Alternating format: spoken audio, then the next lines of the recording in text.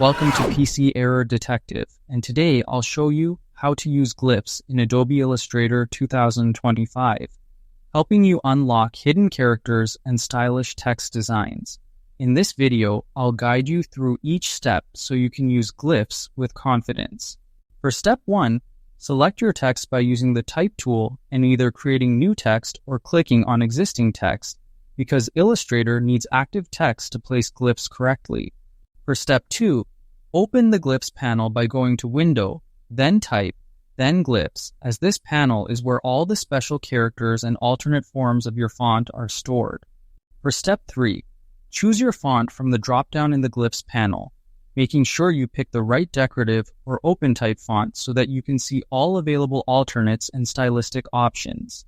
For step 4, browse the Glyphs by scrolling through the panel, where you will find swashes, ligatures, stylistic alternates, and unique characters allowing you to visually select the style you want. For step 5, insert a glyph by double-clicking on it or highlight a specific letter, right-click it, choose glyph, and select an alternate version so Illustrator replaces the letter with a more stylish form. Thank you for watching, and don't forget to subscribe to PC Error Detective.